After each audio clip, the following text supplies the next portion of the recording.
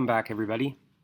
This is still Chapter 12 in Solutions, and we're going to learn how to manipulate solutions to do stoichiometry.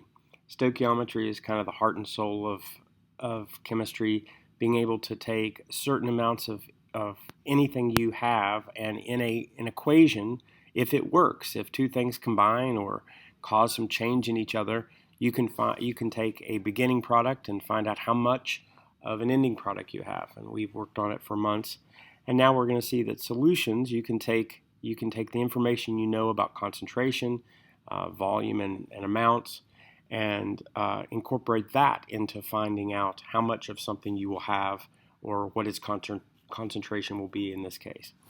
So let's look together. In a chemical reaction, the volume and molarity of a solution are used to determine the moles of a product. We did this in the last section. If you know that volume times molarity is number of moles, okay, so molarity is moles over liters, and liters is volume.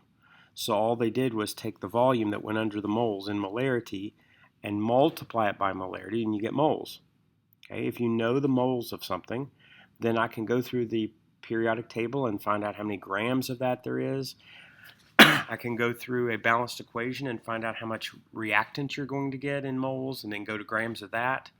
I can then go back and find out what the concentration of a solution is of that, if you know how much you want of that, of the new reactant or a new product, whatever we're looking at. So if molarity and moles are given, then the volume can be determined. If the moles and the volume are given, then the molarity can be determined. If you have two, you can find the third. It's just an easy math reconfiguration. So you find out what you have and what you don't have, and then you write the molarity equation. Molarity equals moles over liters. And then you put in what you are given and solve for whatever whatever you don't have. Not really hard, though, that as it starts piling up, you could become very confused very, very fast. So here's an example. How many milliliters of a 3-molar hydrochloric solution are needed to react with 4.85 grams of calcium carbonate? Now, they're nice enough to give you the balanced equation. So you have hydrochloric acid and calcium carbonate. If you remember, calcium carbonate is limestone. And if you put if you put acid on limestone, it bubbles, and you get carbon dioxide gas. That's what causes acid rain.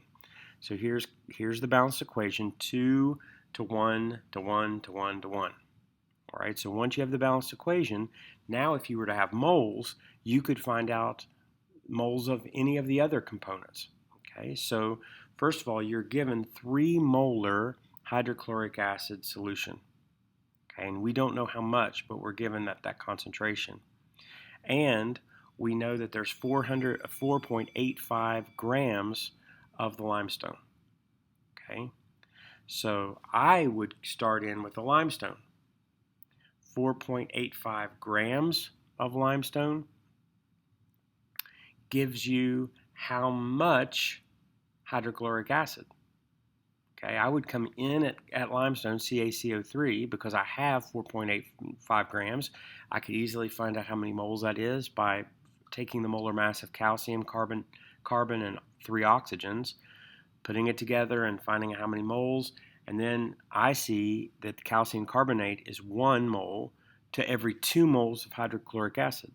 So it's 1 to 2, and then find the new moles of calcium carbonate, and then find out how many moles needed of the hydrochloric acid. So I think that's probably what you're doing here. So if you know that it's 1 to 2, okay, that's what I have here, 1 to 2, and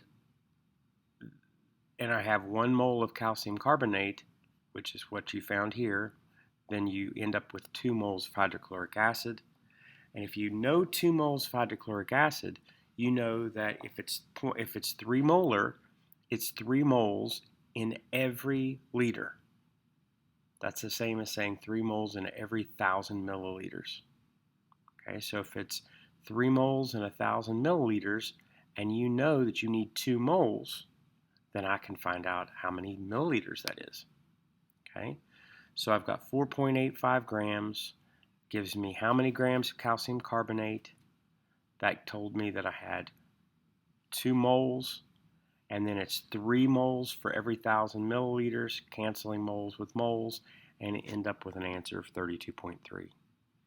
Now, this video lecture is not going to help you understand that. The only way to do that is to get a pencil and to go through this slowly and see, chapter by chapter, what you remember of how to pull all these together.